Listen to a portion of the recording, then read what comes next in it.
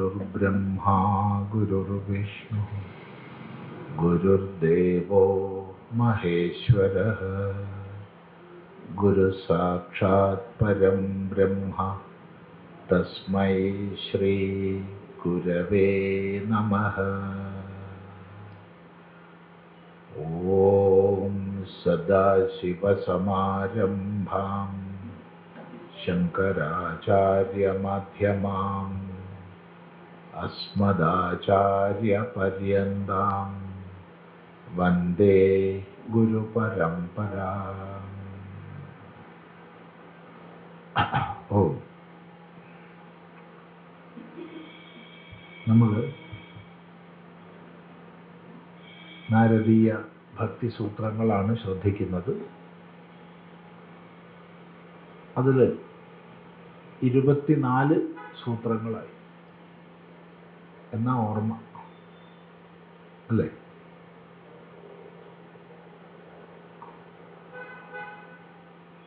അവിടെ അവസാനം നമ്മൾ പഠിച്ചത് ഭക്തിയുടെ ലക്ഷണങ്ങളെയാണ്. ഭക്തിയുടെ ലക്ഷണങ്ങളെ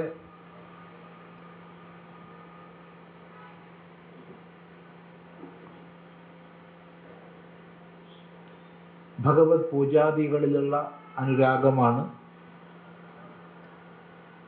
കഥ തുടങ്ങിയവയിലുള്ള അനുരാഗമാണ്, അവിരോധേന ആത്മരതിയാണ് എന്ന്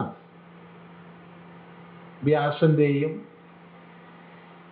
ഗർഗന്റെയും ശാണ്ഡില്യന്റെയും ഒക്കെ അഭിപ്രായം പറഞ്ഞ ശേഷം സൂത്രകാരൻ സ്വന്തം അഭിപ്രായം പറഞ്ഞു. സകല കർമ്മങ്ങളെയും ഈശ്വരനിൽ അർപ്പിച്ച് ചെയ്യുന്നതും എന്തെങ്കിലും കാരണവശാൽ വിസ്മരണം വന്നു പോയാൽ പരമമായ വ്യാകുലതയുണ്ടാകുന്നതുമാണ് ഭക്തിയുടെ ലക്ഷണം.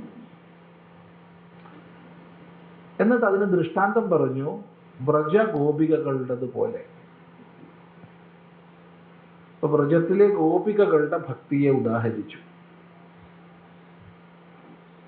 അപ്പൊ അവിടെ വ്രജത്തിലെ ഗോപികകളെ പറയുമ്പോൾ ഒരു കുഴപ്പമുണ്ട്. ഭഗവാന്റെ മാഹാത്മ്യ ജ്ഞാനം അവർക്കില്ലായിരുന്നു എന്ന് ചിലപ്പോൾ തോന്നാം. അതിനെ നിരസിച്ചിട്ട് പറഞ്ഞു, അങ്ങനെ പറയരുത്, ഭഗവാന്റെ മാഹാത്മ്യബോധം അവർക്കുണ്ടായിരുന്നു. അതില്ല എങ്കിൽ അതൊരു ജാരന്മാരുടേത് പോലെയായി തീരും. ജാരബന്ധത്തിൽ സുഖസുഖിത്വമില്ല. എന്താണോ തനിക്ക് സുഖം തരുന്നത് അതിൻ്റെ സുഖം ജാരബന്ധത്തിൽ ആരും ചിന്തിക്കാറില്ല. ജാരബന്ധത്തിൽ തൻ്റെ സുഖമാണ്. ഒക്കെ പഠിച്ചതല്ലേ? അതെ, അപ്പൊ ശ്രദ്ധിച്ചതാണ്. എന്നാൽ ശ്രീകൃഷ്ണനും ഗോപികകളും തമ്മിലുള്ള ബന്ധം അങ്ങനെ ആയിരുന്നില്ല. അവിടെ സുഖസുഖിത്വം ഉണ്ടായിരുന്നു എന്ന് പറഞ്ഞു വെച്ചു. തുടർന്നാണ് 25ാമത്തെ സൂത്രം, സാധു കർമ്മജ്ഞാന യോഗേഭ്യഃ അപി അധികതരാ. ഒന്നുകൂടി പറയാം, സാധു കർമ്മജ്ഞാന യോഗേഭ്യോപ്യധികതരാ. സാധു അവളാകട്ടെ, തു എന്ന് പറഞ്ഞാൽ ആകട്ടെ, സാ അവൾ. അപ്പൊ അവൾ എന്നിവിടെ പറഞ്ഞാൽ ഭക്തി. അത് ഭക്തിയെ കുറിച്ചാണ് നമ്മൾ ചിന്തിക്കുന്നത്. ഇവിടെ വിഷയം ഭക്തിയാണ്. അതുകൊണ്ട് സാ തു എന്ന് പറഞ്ഞാൽ ഭക്തിയാകട്ടെ, കർമ്മജ്ഞാന യോഗേഭ്യഃ അപി, കർമ്മജ്ഞാന യോഗങ്ങളെക്കാൾ അധികതരയാണ്, ശ്രേഷ്ഠമാണ്.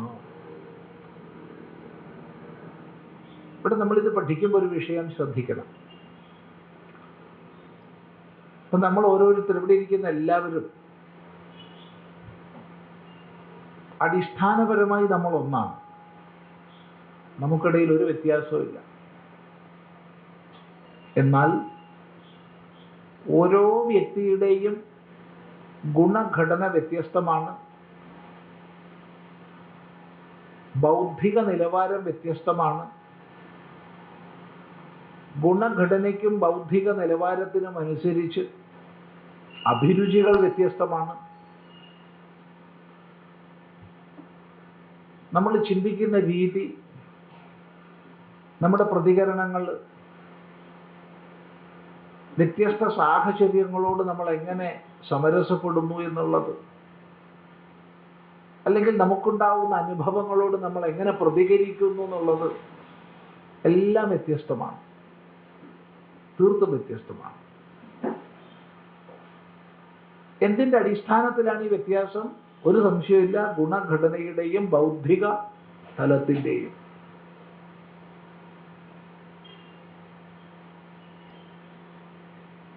അപ്പോൾ ആത്യന്തികമായി നമ്മളൊക്കെ ഒന്നാണെങ്കിലും ലോകത്തിൽ, ജീവിതത്തിൽ, വ്യവഹാരത്തിൽ ഭിന്നതയുണ്ട്.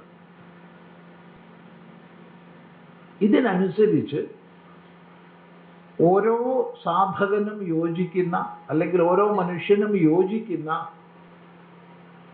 അനുഷ്ഠാനക്രമങ്ങൾ, സാധനാമാർഗങ്ങൾ ആചാര്യന്മാർ നമുക്ക് തന്നിട്ടുണ്ട്.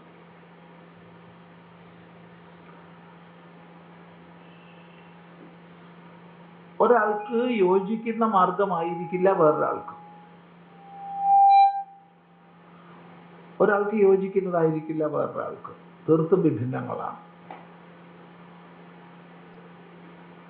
അപ്പൊ ചിലരുടെ സ്വഭാവവിശേഷം അനുസരിച്ച് അവര് കർമ്മയോഗ സാധനയ്ക്കായിരിക്കും കൂടുതൽ അധികാരികളായിട്ടുണ്ടാവുക. വേറെ ചിലര് നാമജപങ്ങള്, കീർത്തനങ്ങള്, ഭജനകള്, അങ്ങനെയായിരിക്കും. വേറെ ചിലർക്ക് അതിൽ അഭിരുചി ഉണ്ടായിക്കൊള്ളണമെന്നില്ല. അപ്പോ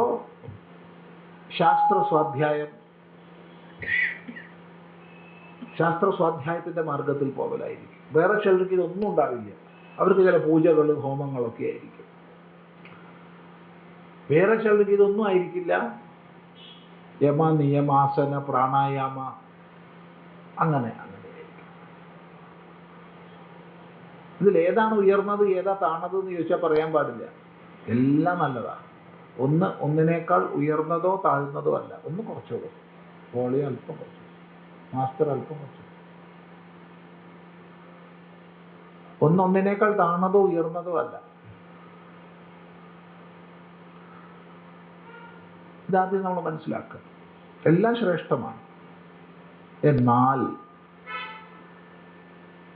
ഇതെല്ലാത്തിനെയും ഒരുപോലെ കാണാൻ കഴിയുന്ന, എല്ലാം അധികാരി ഭേദത്തിനനുസരിച്ചാണെന്ന് അറിയുന്ന ആചാര്യൻ ഒരാളോട് സംസാരിക്കുമ്പോൾ അയാൾക്ക് യോജിച്ചതിലാണ് അയാളെ പ്രേരിപ്പിക്കുക.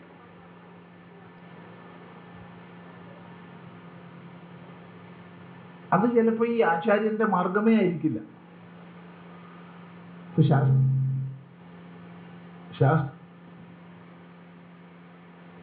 ശാസ്ത്രവിചാരത്തിന്റെ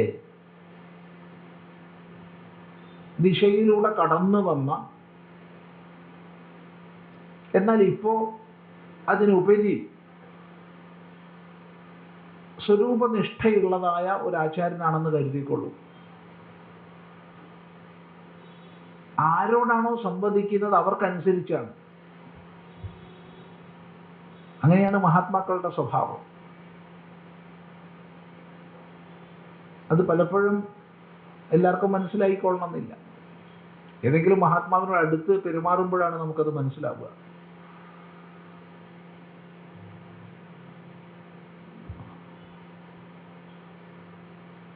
വലിയൊരു മഹാപുരുഷൻ നമ്മുടെയൊക്കെ ഉള്ളിൽ വളരെ ആദരിച്ച, ആരാധിച്ച ഒരു മഹാപുരുഷനാണെന്ന് ചോളൂ. അദ്ദേഹം ഒരു സന്യാസി ശ്രേഷ്ഠനാണ്. ഇപ്പോൾ ഇല്ല, ശരീരം പോയി. അദ്ദേഹം ഒരു മഠത്തിന്റെ ഒരു മഠാധിപതിയാണ്. അപ്പം അവിടെ ബിസിനസ്സുകാർ വരും, ആശ്രമത്തിൽ. സ്വാമിജി അവരോട് ബിസിനസ്സിനെ പറ്റി അല്ലാതെ വേറൊരു വർത്തമാനം പറയുന്നത് കേട്ടിട്ടില്ല. എങ്ങനെയൊക്കെയാണ്, എന്തൊക്കെയുണ്ട്, എങ്ങനെയുണ്ട് ലാഭം. അവിടെ കൃഷിക്കാർ വരുമ്പോൾ കൃഷി സംബന്ധിച്ചിട്ട് വേറൊന്നുമില്ല. ലൗകിക എന്താ പറയേണ്ടത്, സൗഹൃദ ഭാഷണത്തിലുള്ള വിഷയമാണ് പറയുന്നത്. ക്ലാസ്സൊന്നുമല്ല, പ്രഭാഷണമൊന്നുമല്ല. കൃഷിയെ കുറിച്ച് ഇപ്പോഴത്തെ കൃഷി എന്തൊക്കെയാണ്, ഇങ്ങനെ ചെയ്താൽ നന്നാവും, ഇങ്ങനെ ചെയ്താൽ നന്നാവും, ഇന്നതിന് പോകണ്ട, ഇന്നതിന് പോയാൽ മതി എന്നൊക്കെ പറയും. അധ്യാപകർ കാണാൻ വന്നാൽ അതുമായിട്ട് ബന്ധപ്പെട്ട്, സ്കൂളുമായിട്ട് ബന്ധപ്പെട്ട്, കോളേജുമായിട്ട് ബന്ധപ്പെട്ട്, അത് മാത്രമേ ഉള്ളൂ, വേറെ ഒന്നുമില്ല.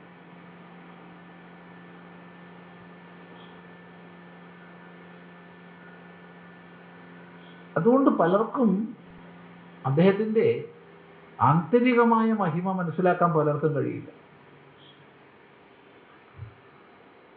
വളരെ അടുത്തിടപഴകുമ്പോഴാണ്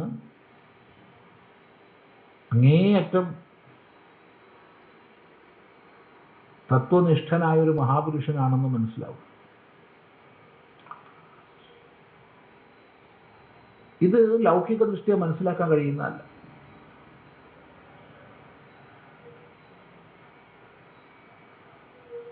ഇതുപോലെ തന്നെയാണ് സാധനാ മാർഗത്തിലും.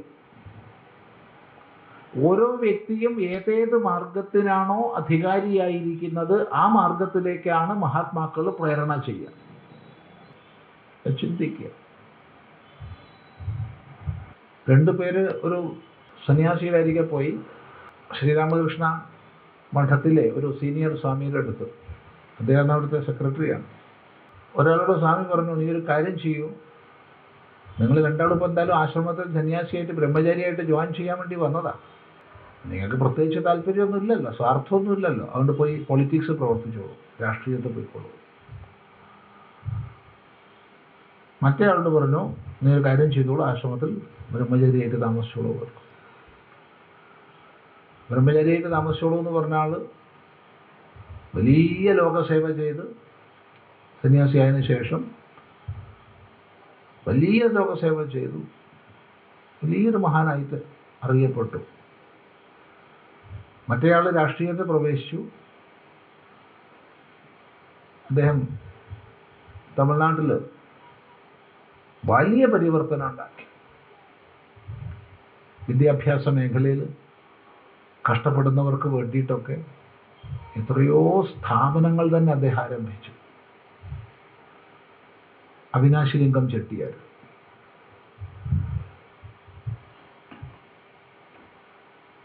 അതെന്താ എല്ലാവർക്കും എന്ന് പറഞ്ഞു കൊടുക്കാത്ത? എല്ലാവർക്കും ഒന്നല്ല, ഓരോ വ്യക്തിയും എന്തിനാണോ അധികാരിയായിട്ടുള്ളത് അതിൽ. അതാണ് മഹാത്മാക്കളുടെ രീതി. അപ്പൊ യമ നിയമ ആസന പ്രാണായാമ പ്രത്യാഹാര ധാരണ ധ്യാനങ്ങളുടെ പദ്ധതിയിലൂടെ പോകേണ്ടവർക്ക് ആ വഴിയിലൂടെ.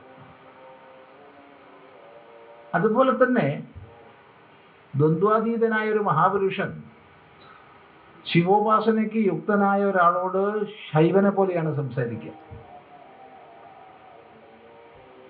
വിഷ്ണുപാസനയ്ക്ക് യുക്തനായ ഒരാളോട് വൈഷ്ണവനെ പോലെയാണ് സംസാരിക്കുക. ശക്തിപാസനയ്ക്ക് യോഗ്യനായ ഒരാളോട് ശക്തയനെ പോലെയാണ് സംസാരിക്കുക. ഇത് പുറമേ നിന്ന് ഒരാൾ ഇത് കേട്ട് കഴിഞ്ഞാൽ മനസ്സിലാവില്ല ഇയാൾ ആരാ. കാരണം ഇയാളത് ഒന്നുമല്ല. എല്ലാ ദ്വന്ദ്വങ്ങൾക്കും ഉപരിയുള്ള തലമാണ്. ഇതെന്തിനാ ഇവിടെ പറഞ്ഞതെന്ന് ചോദിച്ചാൽ, കേവലം സൂത്രാർത്ഥം ചിന്തിച്ചാൽ നമുക്ക് സ്വീകരിക്കാൻ പറ്റാത്തൊരു സൂത്രമാണിത്. എന്നാൽ ഒരു വിഷയത്തെ പറയുമ്പോൾ ആ വിഷയത്തിലേക്ക് പ്രോത്സാഹനം നൽകുന്ന ഉപദേശമാണ് ഗുരുനാഥൻ നൽകുക എന്ന് മനസ്സിലാക്കിയാൽ ഈ സൂത്രം മനസ്സിലാവും, അല്ലെങ്കിൽ മനസ്സിലാവില്ല. കാരണം ഇവിടെ പറയുന്നത് സാധു ഭക്തിയാകട്ടെ കർമ്മജ്ഞാന യോഗേഭ്യ അപി അധികതര. കർമ്മയോഗത്തെക്കാളും ജ്ഞാനയോഗത്തെക്കാളും ഇനി യോഗം അഷ്ടാംഗയോഗത്തെക്കാളും ഒക്കെ ശ്രേഷ്ഠമാണ് എന്ന്.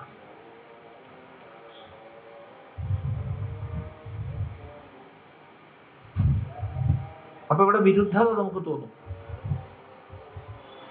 കർമ്മത്തെക്കാളും ജ്ഞാനത്തെക്കാളും യോഗത്തെക്കാളും ശ്രേഷ്ഠമാണ് ഭക്തി എന്ന് പറയുമ്പോൾ നമുക്കതിൽ അത്ര സ്വീകാര്യത തോന്നില്ല. കാരണം ജ്ഞാനമല്ലേ പരമമായത്. ജ്ഞാനാദേവത്തു കൈവല്യം, ജ്ഞാനം കൊണ്ട് മാത്രമേ കേവലഭാവമുള്ളൂ. നഹി ജ്ഞാനേന സദൃശം പവിത്രമിഹ വിദ്യതേ, ജ്ഞാനത്തിന് തുല്യം പവിത്രമായിട്ടൊന്നുമില്ല.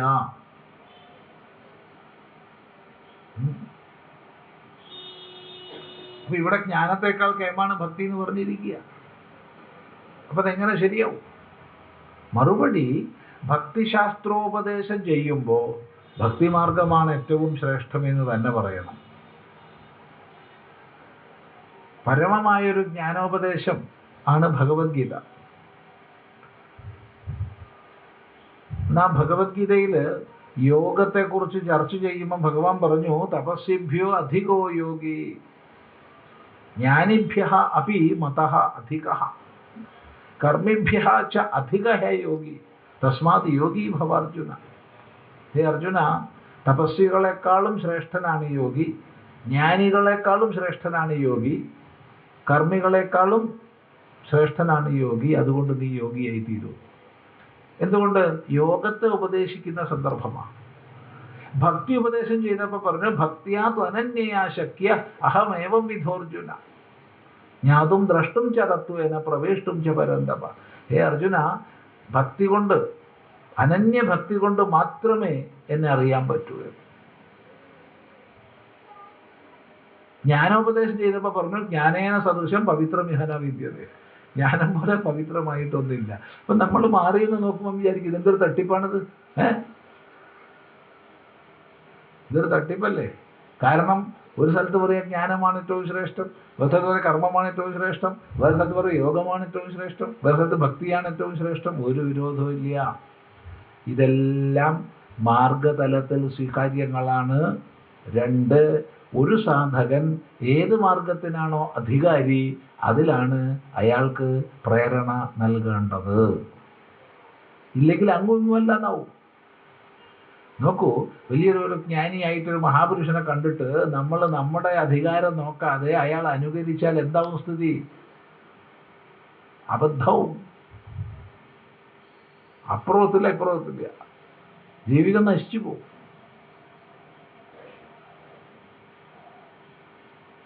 ഇപ്പൊ തൻ്റെ മനസ്സിന്റെ വിചാര വികാരങ്ങൾ, തൻ്റെ ബൗദ്ധിക നിലവാരം എവിടെ എത്തി എന്നുള്ളത് തനിക്കറിയുമല്ലോ. അപ്പൊ താൻ അതിനോട് ആത്മാർത്ഥത പുലർത്തിയിട്ട് മാത്രമേ പ്രവർത്തിക്കാൻ പാടുള്ളൂ. അല്ലാതെ വേറൊന്നിനെ പോലെ ആവാനോ വേറൊന്നിനെ അനുകരിക്കാനോ ഒരിക്കലും ശ്രമിക്കരുത്. അങ്ങനെ ശ്രമിച്ചാൽ അത് നാശകരമായിരിക്കും. പുറമെ പല രീതിയിൽ നമുക്ക് ആവാലോ, പക്ഷേ ജീവിതം നശിക്കും. അപ്പൊ അവനവന്റെ ഗുണഗണനയ്ക്ക് അനുസരിച്ച്, അവനവന്റെ ആന്തരികമായി ഉണ്ടാവുന്ന ചോദനയ്ക്ക് അനുസരിച്ച് വേണം ഓരോരുത്തരും മുന്നോട്ട് പോവാൻ. അത് പ്രത്യേകം ശ്രദ്ധിക്കണം. ഇത് വളരെ ശ്രദ്ധിക്കേണ്ടതാണ്. അപ്പൊ ഇവിടെ ഭക്തിശാസ്ത്രത്തിൽ അതുകൊണ്ട് ഭക്തിമാർഗത്തിൽ പ്രവർത്തിക്കുന്ന സാധകന് പ്രേരണ പ്രോത്സാഹനമാകും വിധം ഭക്തി മഹിമ പറഞ്ഞു. ഈ ഭക്തി കർമ്മജ്ഞാന യോഗങ്ങളെക്കാൾ ശ്രേഷ്ഠമാണ്. ഈ അർത്ഥത്തിൽ മനസ്സിലാക്കിയാൽ മാത്രമേ ഇത് ശരിയാവൂ. അല്ലാതെ കേവലം സൂത്രം എടുത്താൽ തെറ്റാ. കാരണം ഒരു മാർഗവും മറ്റൊരു മാർഗത്തിനേക്കാൾ മീതയല്ല. നമുക്ക് ചിലപ്പോൾ തോന്നും ഇതാ നല്ലത്, പുറമേ നിന്ന് കാണുമ്പോഴുള്ള പളപളപ്പ് കണ്ടിട്ടോ ഓക്കെ അതാ നല്ലതെന്ന് ചിലതിനെ കുറിച്ച് തോന്നും നമുക്ക്. വെറുതെയാണ്. അവനവൻ ഏതിനാണോ അധികാരി അതാണ് അവനവന് യോഗ്യം. അത് ശ്രദ്ധിക്കുക. അവിടെ സന്യസിക്കേണ്ട ആള് സന്യസിക്കണം, വിവാഹം കഴിക്കേണ്ട ആള് വിവാഹം കഴിക്കണം. വിവാഹം കഴിക്കേണ്ട ആള് സന്യസിച്ചാൽ ശരിയാവില്ല, സന്യസിക്കേണ്ട ആള് വിവാഹം കഴിച്ചാലും ശരിയാവില്ല. ഇതുപോലെയല്ല, എല്ലാ മാർഗങ്ങളും തന്നെയാണ്. മിനിയാന്ന് ഒരു വിഷയം, മിനിയാന്നെന്ന് പറഞ്ഞാൽ ശനിയാഴ്ച, ഞായറാഴ്ചയല്ല, മിനിയാന്നിന് മുമ്പത്തെ സൗ. നമ്മളെ 2 പേര് സമീപിക്കുന്നു. ഞങ്ങളൊരു പുതിയൊരു സംരംഭം തുടങ്ങാൻ പോകുന്നുണ്ട്. അതിൽ സ്വാമിയുടെ അനുഗ്രഹവും ഉപദേശവും വേണം. ഞാൻ ചോദിച്ചു, ഞാൻ അനുഗ്രഹിക്കാൻ ഞാനാരാ? നമുക്കെല്ലാവർക്കും പരസ്പരം അനുഗ്രഹിക്കാനുള്ള കഴിവുണ്ട്, അതുപോലെ എനിക്കും ഉണ്ട്. നിങ്ങൾക്ക് എന്നെ അനുഗ്രഹിക്കാനും കഴിവുണ്ട്, എനിക്ക് നിങ്ങളെ അനുഗ്രഹിക്കാനും കഴിവുണ്ട്. അല്ലാണ്ട് വിശേഷമായിട്ടൊന്നുമില്ല. പിന്നെ ഉപദേശമാണെന്ന് പറഞ്ഞാൽ അറിയണം മേഖലയാണെന്ന് വെച്ചാൽ പറഞ്ഞുതരാം, അനുഗ്രഹം എടുക്കട്ടെ. അപ്പം എന്താ സംഭവം വെച്ചാൽ, അവർ കുറച്ചു കാലം പല സ്ഥലങ്ങളിലൊക്കെ ജോലി ചെയ്ത് കുറേ പണം സമ്പാദിച്ചു. ആ പണം വെച്ചിട്ട് അവർ ഒരു പുതിയൊരു പരിപാടി തുടങ്ങുക. എന്താണെന്ന് വെച്ചാൽ, വലിയൊരു കുറേ ഏക്കർ കണക്കിന് ഭൂമി മേടിച്ച് അതിനുള്ളിൽ ചില ചെടികളുണ്ട്, ചില മരങ്ങൾ, ചില കൃഷി, അതുകൂടാതെ ചില മൃഗങ്ങളെ വളർത്തി കൊല്ലാൻ വേണ്ടിയിട്ട് തയ്യാറാക്കുകയാണ്. ഇതാണ് പരിപാടി. അപ്പം എന്തൊക്കെ ഉണ്ടാവില്ല? പന്നി, എലി, പന്നി, പെരിശായി ഒക്കെ ഉണ്ടാവും ഇല്ലേ? മൃഗങ്ങളെ കൊല്ലാൻ. മാംസം എന്ന് പറഞ്ഞാൽ ഇന്ന മാംസം ഒന്നൊന്നുമില്ലല്ലോ, എല്ലാ മാംസമാവാമല്ലോ. കോഴി ഉണ്ടാവാം, ആടുണ്ടാവാം, എരുമ, പോത്തുണ്ടാവാം, കാളുണ്ടാവാം, പശു ഉണ്ടാവാം, ആടുണ്ടാവാം, പന്നി ഉണ്ടാവാം. നമുക്കറിയില്ല എന്തൊക്കെയാണ്, അത് ഞാൻ ചോദിച്ചില്ല.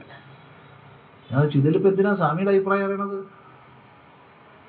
ഇത് സ്വാമിയുടെ അഭിപ്രായം എന്തിനാണ് അറിയണത്? അല്ല, അത് വേണോ വേണ്ടെന്ന് എന്നോട് ചെയ്യാൻ ശരിയാവില്ല. അത് നിങ്ങൾക്ക് വേണം വെച്ചാൽ നിങ്ങൾ തുടങ്ങുക. എന്തായാലും കേരളത്തിൽ വേണ്ടെന്ന അഭിപ്രായം. ഇല്ല, കേരളത്തിലല്ല സ്വാമി, തൊട്ടപ്പുറത്ത് തമിഴ്നാട്ടിലാണ് ഞങ്ങൾ ചെയ്യണത്. ബിസിനസ് കേരളത്തിൽ എന്തായാലും വേണമെന്ന അഭിപ്രായമില്ല, ഇപ്പോഴത്തെ കണ്ടീഷൻ.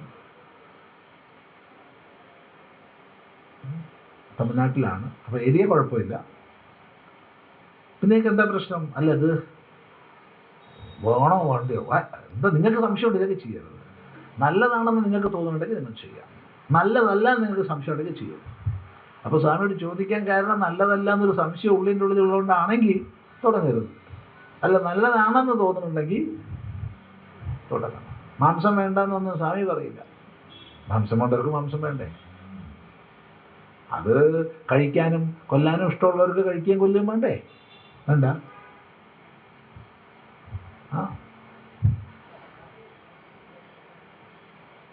അങ്ങനെയപ്പോൾ ഞാൻ പറഞ്ഞു കൊടുക്കുക? എനിക്ക് പറഞ്ഞു കൊടുക്കാൻ പറ്റില്ല. എന്നിട്ട് നാളെ ഇപ്പം ജന്തുക്കളെ കൊല്ലാൻ തുടങ്ങിയിട്ട് ഇത് ചിദാനന്ദപുരി സ്വാമി പറഞ്ഞിട്ട് തുടങ്ങിയതെന്ന് പറഞ്ഞാൽ എന്താ കഥ?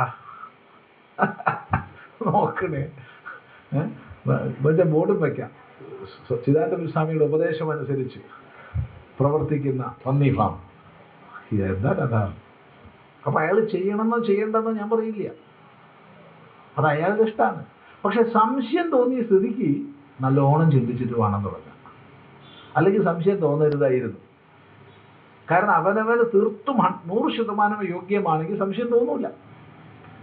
സംശയം തോന്നുന്നുണ്ടെങ്കിൽ 100% യോഗ്യമല്ല, അത് ഉറപ്പാ.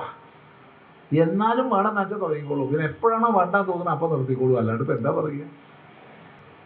കാരണം ഒരാൾ തൻ്റെ അച്ഛൻ ചെയ്ത അബദ്ധത്തെക്കുറിച്ച് പറഞ്ഞ് നമ്മളെ മുമ്പിൽ കരയുകയും അച്ഛനെ തെറി പറയുകയൊക്കെ ചെയ്തിട്ടുണ്ട്. സ്വന്തം അച്ഛൻ. എന്താ സംഭവം വെച്ചാൽ, അവർ തെക്കൻ കേരളത്തിൽ വലിയ സമ്പന്നരായിരുന്നു, വലിയ സമ്പന്നർ. കൊല്ലം ജില്ലയിൽ അവർക്ക് 4 മദ്യശാലകളുണ്ടായിരുന്നു,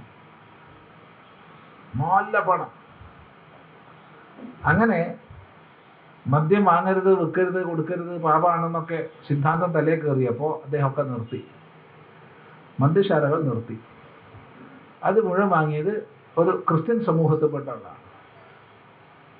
ഇപ്പം ആ ക്രിസ്ത്യാനി കോടീശ്വരനാണ്, ഇവർ ജീവിക്കാൻ വകയില്ലാത്ത അവസ്ഥയിലാണ്. അപ്പം അച്ഛൻ ചെയ്ത ഏറ്റവും വലിയ തെറ്റ് അന്ന് മദ്യശാല നിർത്തിയതാണെന്ന് പറഞ്ഞ് അച്ഛനെക്കുറിച്ച് തെറി പറഞ്ഞ ഒരാൾ നമ്മളെ സമീപിച്ചിട്ടുണ്ട്. ഞാൻ പറഞ്ഞു, നിങ്ങൾ അച്ഛനെ തെറി പറഞ്ഞത് നിങ്ങൾക്ക് തുടങ്ങിക്കൂടെ? ഇതെന്തിനാ എന്നോട് പറയാൻ വന്നത് എന്ന് തിരിച്ച് ചോദിക്കേണ്ടി വന്നു. അതൊക്കെ പറയുന്ന അർത്ഥം മനസ്സിലാക്കുക. അഭിരുചിക്ക് അനുസരിച്ച് ആന്തരികമായ ചോദനയുണ്ടാവും. തൻ്റേതായ ഗുണഘടനയ്ക്ക് യോജിക്കുന്ന മേഖല ഏതാണോ അതിൽ തനിക്ക് സന്ദേഹം ഉണ്ടാവില്ല. പാടില്ല എന്നല്ല, ഉണ്ടാവില്ല. സന്ദേഹം ഉണ്ടാവണുണ്ടെങ്കിൽ അത് തൻ്റെ മേഖലയല്ല എന്ന് ചിന്തിക്കാനുള്ള വകുപ്പുണ്ട്. അല്ലാതെ അച്ഛനെ തെറി പറഞ്ഞിട്ടൊന്നും കാര്യമില്ല. അച്ഛൻ ശ്രീനാരായണ ഗുരുദേവന്റെ സിദ്ധാന്തങ്ങളിൽ ആകൃഷ്ടനായിട്ട് മദ്യശാല നിർത്തി. അപ്പോൾ അയൽവാസിയായ ഒരു പാവപ്പെട്ടൊരു ക്രിസ്ത്യാനി തുടങ്ങി. അവരുടെ കുടുംബപ്പോൾ വലിയ കോടീശ്വരനാണ്. ഇതാണ് നമ്മൾ ചെറുപ്പക്കാരനെ വല്ലാതെ വിഷമിപ്പിച്ചത്. ഇതാണ് പ്രായോഗിക തലം. ഓരോരുത്തരുടെ അല്ലെങ്കിൽ നാട്ടിൽ മദ്യം ഉണ്ടാവരുത്. നാട്ടിൽ മദ്യയുടെ സാധനം ഇല്ലാച്ച നമ്മളായിട്ട് കള്ളത്തരായിട്ട് ചെയ്യും. നാട്ടിൽ അംഗീകൃതമാണ് മദ്യം, പിന്നെ പാടില്ല എന്ന് എനിക്ക് പറഞ്ഞു കൊടുക്കാൻ പറ്റുമോ? പാടുണ്ട് എന്ന് എനിക്ക് പറഞ്ഞു കൊടുക്കാൻ പറ്റുമോ? രണ്ടും പോയി. നീ ഇവിടെ പോൾട്രി ഫാം തുടങ്ങിയില്ലാച്ചാൽ മറ്റോ തുടങ്ങും. നീ പന്നി ഫാം തുടങ്ങിയില്ലാച്ചാൽ മറ്റോ തുടങ്ങും. അപ്പം നിനക്ക് ഇഷ്ടമാണോ? നീ തുടങ്ങിക്കോ. ഇഷ്ടമല്ലേ? തുടങ്ങണ്ട. അല്ലാതെ ഇത് പറയാൻ ഞാനാരാ? പറഞ്ഞൊരു അർത്ഥം മനസ്സിലാക്കുക. ഇപ്പൊ ജീവിതത്തിൽ എല്ലാ മേഖലകളിലും, കേവലം സാധനാമാർഗത്തിലല്ല, എല്ലാ മേഖലകളിലും അവനവന്റെ ഗുണഘടനയ്ക്കനുസരിച്ച വ്യാപാരമാണ് അവനവൻ ചെയ്യുന്നതെങ്കിൽ അതിൽ ശ്രേഷ്ഠതയെ പ്രാപിക്കും. കാരണം അതിൽ സംതൃപ്തി ഉണ്ടാവും. ഗുണഘടനയ്ക്ക് യോജിക്കാത്തൊരു പ്രവൃത്തി നമ്മൾ ചെയ്യുകയാണെങ്കിൽ അതിൽ സംഘർഷമേ ഉണ്ടാവുള്ളൂ. സംഘർഷത്തോടുകൂടി എന്ത് ചെയ്താലും അബദ്ധ. സംതൃപ്തിയോടുകൂടി ചെയ്താൽ തനിക്ക് ആന്തരികമായ സന്തോഷം ഉണ്ടാവും എന്നല്ല, സമാജത്തിന് അതിൻ്റെ പ്രയോജനം ഉണ്ടാവും. ഈ ന്യായമാണ് ഇവിടെയും നോക്കേണ്ടത്. ഇപ്പം ഭക്തിമാർഗത്തിൽ പ്രവർത്തിക്കാൻ യോഗ്യനായ ഒരാള് അയാളോട് ഭക്തിശാസ്ത്രം ഉപദേശിക്കുന്ന സമയത്ത് ഏറ്റവും ശ്രേഷ്ഠമായത് ഭക്തിയാണെന്ന് പറയും. ഇതാണ് വൈഷ്ണവ കൃതികൾ നോക്കിക്കോളൂ. വിഷ്ണുവാണ് ഏറ്റവും കേവൻ. വിഷ്ണുവിൻ്റെ അടുത്തെത്തില്ല ശിവനോ ദേവിയോ എന്ന് പറയും. ഇല്ലേ? പറയില്ല. എന്നാ ശൈവകൃതികൾ നോക്കിക്കോളൂ. ശിവന്റെ 1000 അയലത്ത് അടുത്തില്ല വിഷ്ണു ദേവി എന്ന് പറയും. ശാക്തേയ കൃതികൾ നോക്കിക്കോളൂ. ഈ ദേവി ഇങ്ങനെ ഉണ്ടായത് കൊണ്ടാണ് വിഷ്ണു ശിവനൊക്കെ ഇരിക്കണമെന്ന് പറയും. ഇതിൽ വിരുദ്ധത തോന്നരുത്. കലാമർഹന്തി ഷോഡശി എന്നൊക്കെ പറയും. ഞാൻ കലാമർഹന്തി ഷോഡശി ഇതിന്റെ 16 വരില്ല, വേറെ ഒക്കെ കൂടി കൂട്ടിയാൽ. അത് അത്തത്ത് മാർഗത്തിൽ പ്രചോദിപ്പിക്കാൻ, പ്രേരണ നൽകാനാണെന്ന് മനസ്സിലാക്കുക. അത് ഞാൻ പഠിക്കും. ഈ ആശയം വ്യക്തമാണല്ലോ. ഇല്ലെങ്കിൽ തെറ്റിദ്ധരിക്കും. അതുകൊണ്ടാണ് ഇത്രയും വിശദമായി പറഞ്ഞത്. സാധു കർമ്മജ്ഞാന യോഗേഭ്യ അപി അധികതര. വ്യക്തമാണെന്ന് വിചാരിക്കുന്നു. തുടർന്ന് എന്തുകൊണ്ട്? അപ്പൊ ചോദ്യം എന്തുകൊണ്ട്? അപ്പൊ നാരദൻ്റെതായ മറുപടി ഉണ്ട്. ഫലരൂപത്വാത്.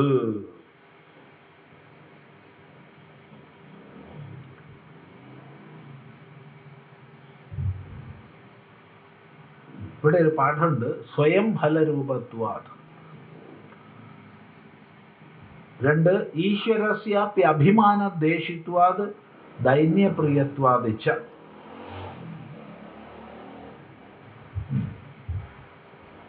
സ്വയം ഫലരൂപത്വാത്.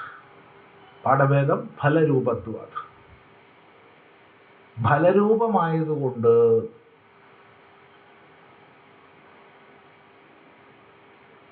അഥവാ സ്വയം ഫലരൂപത്വാത്. സ്വയം തന്നെ ഫലരൂപമായതുകൊണ്ട്. രണ്ടിനും അർത്ഥം പറയാം. സ്വയം ഫലരൂപത്വാത് എന്ന് പറഞ്ഞാൽ സ്വയം ഫലരൂപമായതുകൊണ്ട് എന്ന് വെച്ചാൽ അർത്ഥം ജ്ഞാന കർമ്മ യോഗമാർഗങ്ങളിലൊക്കെ പരമമായ മുക്തിയിലേക്ക് ഉയരും, അതിൽ സംശയമില്ല. പക്ഷേ അത് സാധനാമാർഗത്തിന്റെ പരിസമാപ്തിയിൽ. എന്നാൽ ഭക്തി മാർഗത്തിലാകട്ടെ മാർഗത്തിൽ തന്നെ ഫലരൂപമാണ്.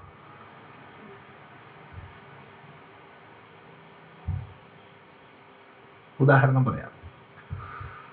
കുറേ വർഷങ്ങൾക്ക് മുമ്പുള്ള കഥയാണ്, പുതിയതല്ല. ഏകദേശം 1988 ഉള്ള കഥയാണ്. നമ്മൾ ഗുജറാത്ത് മാധവാന്റെ ആശ്രമത്തിലാണ്. അപ്പം അവിടെ വന്ന് ജപമൊക്കെ ചെയ്യുന്ന 2 പേര് അവിടെ ഇരിക്കുക, വരിക, സന്ദർശിക്കണ 2 പേര്. അതിലൊരാൾ ഈ ഭക്തിമാർഗത്തിൽ പോകുന്ന ആളാണ്. എപ്പോഴും ജപിക്കും, എപ്പോഴും ജപം തന്നെയാണ്. മറ്റേ അത്ര ജപമൊന്നുമില്ല. അയാൾ ഉപനിഷത്തുക്കൾ വായിക്കുക, അതാണ് അയാളുടെ മെയിൻ പരിപാടി. ഉപനിഷത്തുക്കൾ ഭാഷ്യത്തോടു കൂടി അങ്ങനെ വായിക്കും. ഇതാണ്. പിന്നെ യോഗ, ഈ പ്രാണായാമം, അതൊക്കെ ഉണ്ട്. സന്ദർഭവശാൽ അന്ന് ആശ്രമത്തിൽ സ്വാമിജി ഇല്ല, നമ്മൾ തന്നെയാ കാര്യക്കാരൻ. അവിടെ സമാധി മന്ദിരമുണ്ട്. അതിൻ്റെ പുറത്തിരുന്ന് ഇവർ 2 കൂടി എന്തൊക്കെയോ പറഞ്ഞ് കശപശിയായി തെറ്റിയെന്നല്ല, അടിയുടെ വക്കിലെത്തി. എന്തൊക്കെയാ തെറി, പരസ്പരം തെറി വിളിക്കാൻ തുടങ്ങി. അപ്പൊ ശബ്ദം കൂടിയപ്പോൾ നമ്മൾ അടുത്ത് ചെന്നു. ഇപ്പൊ നിർത്തണമല്ലോ, ആശ്രമത്തിലൊക്കെ ലഹള കൂടിയാൽ ശരിയാവുക. അപ്പൊ എവരുടെ ഗുരുനാഥനെ കുറിച്ച് പറഞ്ഞിട്ടാ ലഹള തുടങ്ങിയത്. നിന്റെ ഗുരുവാണ് കേമൻ, എൻ്റെ ഗുരുവാ കേമൻ, നിന്റെ ഗുരു അല്ല എന്നാണ് ഇപ്പൊ അവരുടെ വിഷയം. അത് ഒരാളങ്ങനെ സമ്മതിച്ചു കൊടുത്താൽ പ്രശ്നമല്ല, അല്ലേ? നിന്റെ ഗുരുവിനേക്കാൾ വലുത് എൻ്റെ ഗുരുവാണ്, നിന്റെ ഗുരുവിനേക്കാൾ വലുത് എൻ്റെ ഗുരുവാണ്. 2 പേരും ഗുരുവിനെ മനസ്സിലാക്കാത്തവരാ, അല്ലേ? എന്താ അഭിപ്രായം? ഗുരുവിനെ മനസ്സിലാക്കിയവർ ഒരിക്കലും ഗുരുവിൻ്റെ ഉച്ചനീചത്വം പറയില്ല. കാരണം 10ാം ക്ലാസ് പരീക്ഷ വാല്യൂ ചെയ്യണമെങ്കിൽ 10ാം ക്ലാസ് കഴിഞ്ഞാലാവണ്ടേ. അപ്പോൾ ഗുരുവിനെ എനിക്ക് ഇവാലുവേറ്റ് ചെയ്യാൻ, എനിക്ക് ഗുരുവിനെ വിലയിരുത്താൻ കഴിയുമെന്ന് വെച്ചാൽ ഞാൻ ഗുരുവിനേക്കാൾ വലിയ ആളല്ലേ? അല്ല. എന്താ നിങ്ങളുടെ അഭിപ്രായം? എൻ്റെ ഗുരു നല്ല ഗുരുവാണ്, അല്ലെങ്കിൽ എൻ്റെ ഗുരു ചീത്ത ഗുരുവാണ്, 2 പറയണമെങ്കിലും ഗുരുവിനേക്കാൾ മികച്ച ആളാവണ്ടേ? അല്ലാത്തവർക്ക് പറയാൻ പറ്റുമോ? എന്താ അഭിപ്രായം? പറ്റുമോ? അപ്പോ ഇവിടെ ഈ ഗുരുവിനെ കുറിച്ചാണ് പ്രശ്നം. ആദ്യം തെറി, പരസ്പര തെറി, അത് കഴിഞ്ഞ് പിന്നെ ഏകദേശം കയ്യാങ്കളിയുടെ വക്കിലെത്തി. നമ്മൾ 2 ആള് തടഞ്ഞു, നടുക്ക് ചാടി വീണു. നിർത്തുക, പോവാ, വേഗം സ്ഥലം വിട്ടോളി, മിണ്ടാണ്ടിരിക്കണം. അല്ലെങ്കിൽ ഒന്നുകിൽ മിണ്ടാണ്ടിരിക്കുക, അല്ലെങ്കിൽ പുറത്ത് പോവുക. ഇതേ വഴിയുള്ളൂ. ഉടനെ നമ്മുടെ വേദാന്തക്കാരൻ എന്ത് ചെയ്തു? അവരുടെ ഗുരുവാണത്ര, മറച്ചതാന്നൊക്കെ പറഞ്ഞിട്ട്, ഇതല്ലാട്ടോ, ഭാഷ ഗുജറാത്തിയാണ്, അയാൾ ഇറങ്ങിപ്പോയി. ഭക്തൻ എന്ത് ചെയ്തു എന്നറിയോ? നേരെ സമാധിയുടെ ഉള്ളിൽ കയറിയിരുന്നു നാമം ജപിക്കാൻ തുടങ്ങി. ഇതാണ് 2 പേരുടെ പ്രതികരണം. മറ്റേ ആൾ മോട്ടോർ സൈക്കിൾ സ്റ്റാർട്ടാക്കി ഒരു പോക്ക് പോയിട്ടുണ്ട്. ആ മോട്ടോർ സൈക്കിൾ പോണ ശബ്ദമൊക്കെ കേൾക്കേണ്ടത് തന്നെയാണ്. റേസ് ചെയ്തിട്ടൊരു പോക്കാൻ പോയിട്ട് ഒരു 3/4 മണിക്കൂർ, 1 മണിക്കൂർ കഴിഞ്ഞിട്ടേ ഉള്ളൂ. അപ്പോഴത്തേക്ക് ആള് വന്നു. ഇയാൾ ആശുപത്രിയിലാണ്. മോട്ടോർ സൈക്കിളിന് അപകടമൊന്നും പറ്റിയിട്ടില്ല. അയാൾക്ക് ബ്ലഡ് പ്രഷർ കൂടിയിട്ട് തലയിൽ എരച്ച് കയറിയിട്ട് അയാൾ ഒരു ഭാഗം സ്വാധീനം ഇല്ലാതെ വീണു. ആശുപത്രിയിലാണ്. അതാണ് സ്ഥിതി. അപ്പോഴത്തേക്ക് മറ്റേ ആൾ പുറത്തു വന്നു. ഒരു സമാധിയിൽ ജപം കഴിഞ്ഞ്, എന്തൊരു ശുദ്ധമായ മുഖം, ഒരു പ്രശ്നം ഉണ്ടായിട്ട് സ്വച്ഛമായ മുഖം, തെളിഞ്ഞ മുഖത്തോടു കൂടി അയാൾ പുറത്തു വന്നു. അയ്യോ, ആശുപത്രി ഒപ്പം പോവുക. വേഗം തന്നെ അയാളെ മോട്ടോർ സൈക്കിൾ കൊടുത്ത് വേഗം ആശുപത്രിയിൽ പോയി. അയാളാണ് ശുശ്രൂഷിച്ചത്, മുഴുവൻ കൂടെ നിന്ന് ശുശ്രൂഷിച്ചത്, എല്ലാ സേവയും ചെയ്തത് ഭക്തനാ. അയാളുടെ പത്നി പോലും അത്ര നന്നായി നോക്കിയിട്ടില്ല. എന്താ കാരണം? ഇത് കഥയല്ല, ഇത് ഉണ്ടായ സംഭവമാണ്. കാരണം അയാൾക്ക് കുറച്ചു നേരം ഭക്തിപൂർവ്വം ജപിച്ചപ്പോഴത്തേക്ക് മനസ്സ് ശാന്തായി. അയാൾ ഭക്തിയുടെ ലക്ഷ്യത്തിലൊന്നും എത്തിയിട്ടില്ല. ഭക്തിയുടെ ലക്ഷ്യമായ അനന്യജ്ഞാനത്തിലൊന്നും അയാൾ എത്തിയിട്ടില്ല. പക്ഷേ ഭക്തി മാർഗത്തിൽ തന്നെ ഫലത്തെ ചെയ്യുന്നതാണ്. മറ്റേയാൾക്കതല്ല. മറ്റേയാൾക്ക് തത്വജ്ഞാനം ഉണ്ടായാലേ ഫലമുള്ളൂ. യമനിയമ ആസനം പ്രാണായാമം ഒക്കെ ചെയ്തിട്ട് സമാഹിത പ്രജ്ഞ നേടിയാലേ ഫലമുള്ളൂ. കാര്യമില്ല. പൂജയൊക്കെ ചെയ്തിട്ട് ദക്ഷിണ വാങ്ങാന്നല്ലാതെ പൂജയുടെ മുക്തി വരണമെങ്കിൽ അതിന്റെ ലക്ഷ്യാർത്ഥത്തിലെത്തണം. അതുവരെ സുഖമില്ല. മറ്റതൊക്കെ ക്ലേശാണേ. ഞാൻ 90 ഡിഗ്രിയിൽ ഇരിക്കണം, മൂക്ക് പിടിക്കണം ഒക്കെ വേണ്ടേ? മറ്റേയാൾക്ക് രാവിലെ തന്നെ ഇരിക്കണം, ഗുരുനാഥൻ്റെ അടുത്ത് പോകണം, പഠിക്കണം, വേദാന്തമൊക്കെ പഠിക്കണ്ടേ? 3 മണിക്ക് കിടന്നുറങ്ങേണ്ട സമയത്ത് പഠിക്കുക, ഇത് വലിയ വിഷമാണ്. അപ്പൊ ഇത് മാർഗതലത്തിൽ തന്നെ ശാന്തിയെ പ്രദാനം ചെയ്യുന്നു. സ്വയം ഫലരൂപമാണ്. ഇതാണ് സ്വയം ഫലരൂപത്വ എന്നുള്ളതിന്റെ അർത്ഥം. വേറൊരു ഭാഷ്യം, വേറെ പാഠം ഫലരൂപത്വ എന്നാണ്. അതിന്റെ താല്പര്യം വേറെ തന്നെ അർത്ഥമാണ്. അതായത് ഈ കർമ്മ ജ്ഞാന യോഗങ്ങളുടെ ഒക്കെ ലക്ഷ്യം അനന്യഭക്തി ഉണ്ടാവുക എന്നുള്ളതാണ്. അനന്യഭക്തി ഉണ്ടാവുക എന്നുള്ളതാണ് കർമ്മജ്ഞാന യോഗങ്ങളുടെയൊക്കെ ലക്ഷ്യം. അപ്പൊ ലക്ഷ്യതലത്തിലുള്ളത് ഇതാണല്ലോ, അതുകൊണ്ട് ഇതാണ് ഏറ്റവും ശ്രേഷ്ഠം എന്നാണ് ഫലരൂപത്വാദ് എന്ന് പറഞ്ഞതിന്റെ അർത്ഥം. അതാണ് 26ാമത്തെ സൂത്രം, ഫലരൂപത്വാദ്. 27ാമത്തെ സൂത്രം, ഈശ്വരസ്യാപ്യഭിമാനദ്വേഷിത്വാദ് ദൈന്യപ്രിയത്വാദ് ച. ഈശ്വരസ്യാപ്യഭിമാനദ്വേഷിത്വാദ് ദൈന്യപ്രിയത്വാദ് ച. ഈശ്വരന്റെയും അഭിമാനത്തെ ദ്വേഷിക്കുന്നത് കൊണ്ടും ദീനനെ പ്രിയമായി കണക്കാക്കുന്നത് കൊണ്ടും ഇതാണ് പറയുന്നത്. ഈശ്വരസ്യാപ്യഭിമാനദ്വേഷിത്വാദ്, ഈശ്വരന്റെ അഭിമാനദ്വേഷിത്വം, ദൈന്യപ്രിയം. ഈ ഭക്തിമാർ ഇത് 100% ഇതിൽ സ്വീകരിച്ചോളണം എന്നില്ല കേട്ടോ. ഈ സൂത്രം 100% സ്വാമിക്ക് സമ്മതമാണോ? ഞാനതൊന്നും പറയുന്നില്ല. സൂത്രത്തോട് നീതി പുലർത്തിയിട്ട് വ്യാഖ്യാനിക്കുക ചെയ്യുന്നത്. സൂത്രത്തോട് നീതി പുലർത്തി വ്യാഖ്യാനിക്കുന്നു. നമുക്ക് സമ്മതമാണെന്ന് പറഞ്ഞിട്ടില്ല. അതായത് ഭക്തിയിൽ എപ്പോഴും ഒരു ദീനഭാവമാണ് ഉണ്ടാവുന്നത്. ഭഗവാനെ, അവിടുന്ന് എല്ലാമാണ്, ഞാനൊന്നുമല്ലേ. തൃണാദപി സുനീചേന തരോരപി സഹിഷ്ണുന അമാനിനാ മാനദേന കീർത്തനീയോ സദാ ഹരി എന്ന് പറയും. അപ്പൊ ആരാണ് നാമം ജപിക്കേണ്ടത്, എങ്ങനെയാണ് നാമം ജപിക്കേണ്ടത് എന്നാ പറയണത്? തൃണാദപി സുനീചേന, പുല്ലിനേക്കാൾ നീചനായത്. പുൽപടർപ്പിനേക്കാൾ നീചഭാവം വേണം. നീച മലയാളത്തിലല്ലേ? മലയാളത്തിൽ നീചൻ എന്ന് പറഞ്ഞാൽ വേറെ അർത്ഥം. മലയാളത്തിൽ നീചൻ എന്ന് പറഞ്ഞാൽ ദുഷ്ടൻ എന്നൊക്കെ ഉള്ള അർത്ഥത്തിലാണ് പറയുന്നത്. ഇതല്ല, നീചഭാവം, താണഭാവം. ഒരു പുല്ലിനേക്കാൾ താണിട്ടാണ് ഞാൻ എന്നുള്ള ഭാവത്തിലാണ്. തൃണാദപി സുനീചേന തരോരപി സഹിഷ്ണുന, വൃക്ഷത്തെക്കാൾ സഹിഷ്ണു. ഏറ്റവും സഹിക്കുന്ന ആളാ വൃക്ഷം, ഇല്ലേ? വൃക്ഷത്തെ നമ്മൾ അടിക്കുക, കല്ലെറിയുക ഒക്കെ ചെയ്താൽ എന്താ ചെയ്യുക? അത് പഴം ഇങ്ങോട്ട് തരിക ചെയ്യുക. ഒരിലയെങ്കിലും തരും.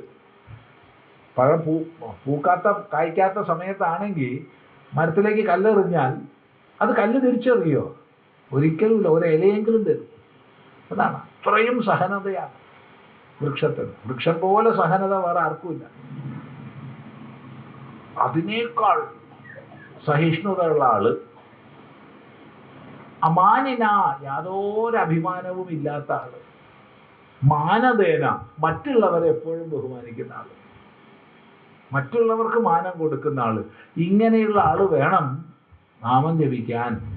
അങ്ങനെയുള്ള ആളാൽ കീർത്തനീയ സദാഹരി, എപ്പോഴും മഹാവിഷ്ണു ഭഗവാൻ കീർത്തിക്കപ്പെടണം എന്നാ. അപ്പൊ എപ്പോഴും ഒരു ദീനഭാവം, ഭഗവാനെ രക്ഷിക്കണേ, ഇല്ലേ? അങ്ങനെയല്ലേ ഭക്തൻ എന്താ പറയാ? ഭഗവാനെ രക്ഷിക്കണേ എന്നാ പറയാ. ജ്ഞാനമാർഗത്തിൽ പോകുന്നവൻ അങ്ങനെ രക്ഷിക്കണേന്നൊന്നും പറയുന്നില്ല. നീ ആരാ എന്നെ രക്ഷിക്കാൻ? അവനാരോട് ഭഗവാനെ രക്ഷിക്കണേന്ന് അവൻ പറയാൻ പോകുന്നില്ല. അത് ശ്രദ്ധിക്കുക. അവൻ ഭഗവാന്റെ തത്വം എന്താണെന്ന് അനുസന്ധാനം ചെയ്ത് മുന്നോട്ട് പോവാൻ.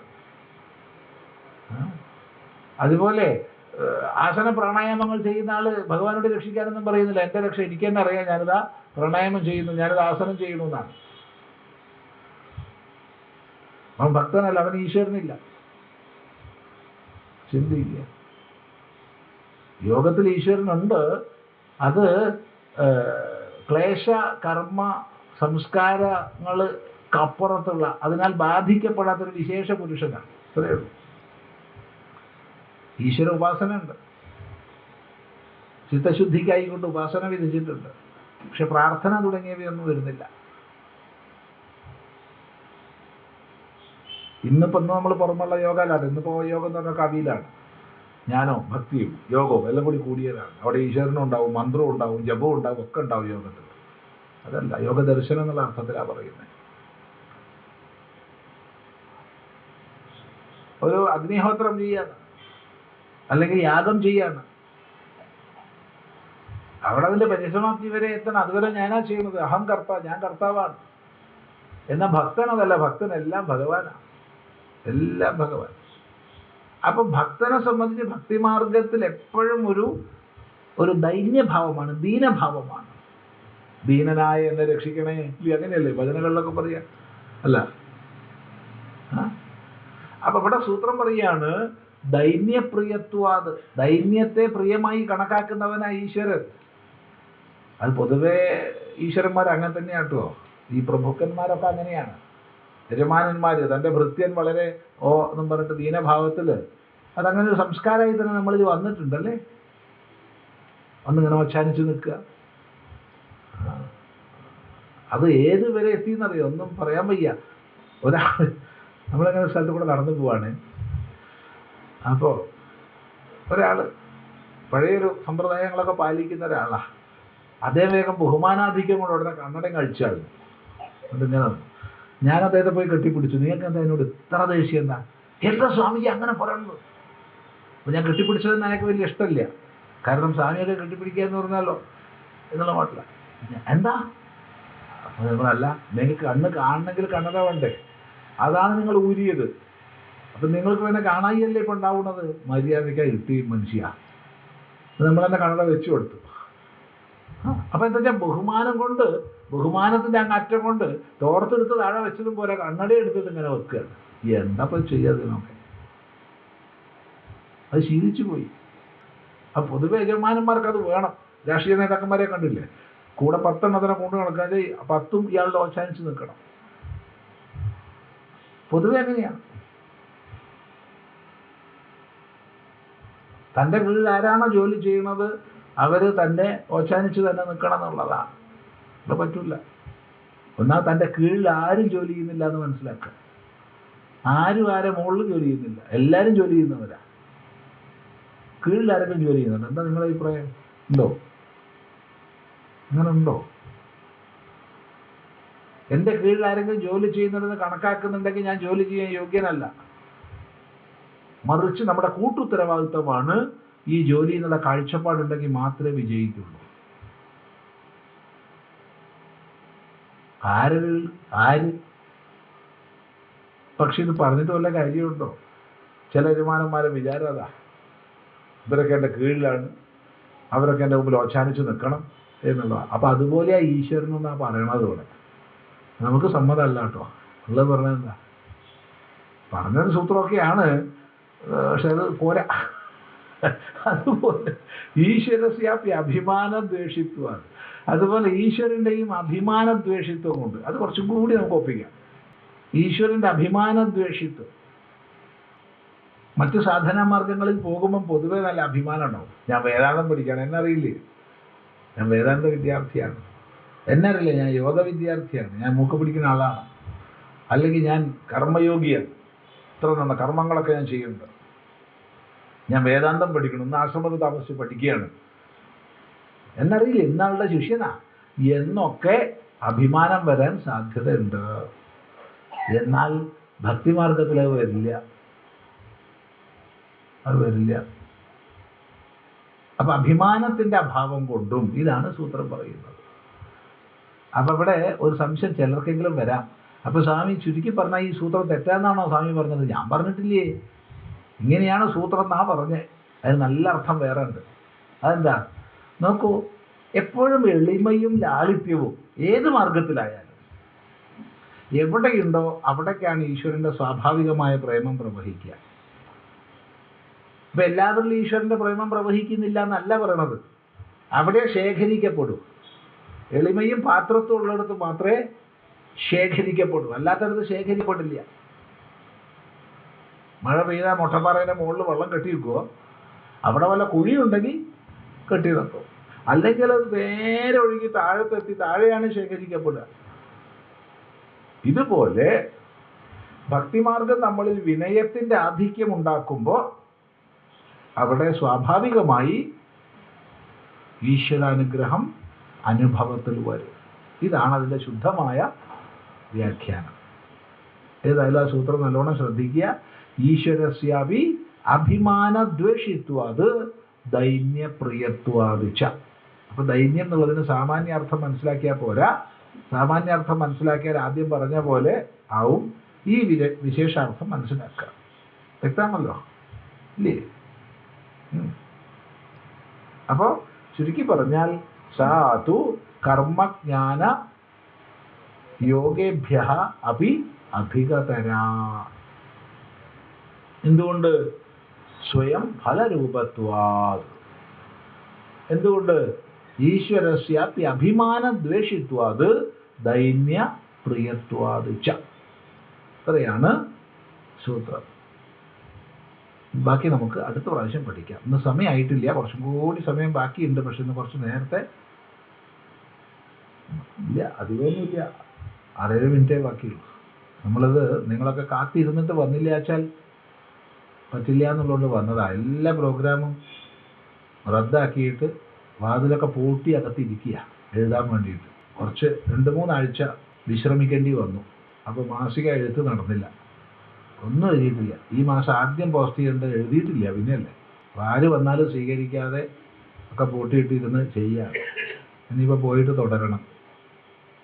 രാവിലെ തൊട്ട് തുടച്ച് രാവിലെ വരെ എന്ന് പറഞ്ഞ പോലെ പണിയെടുക്കുകയാണ്.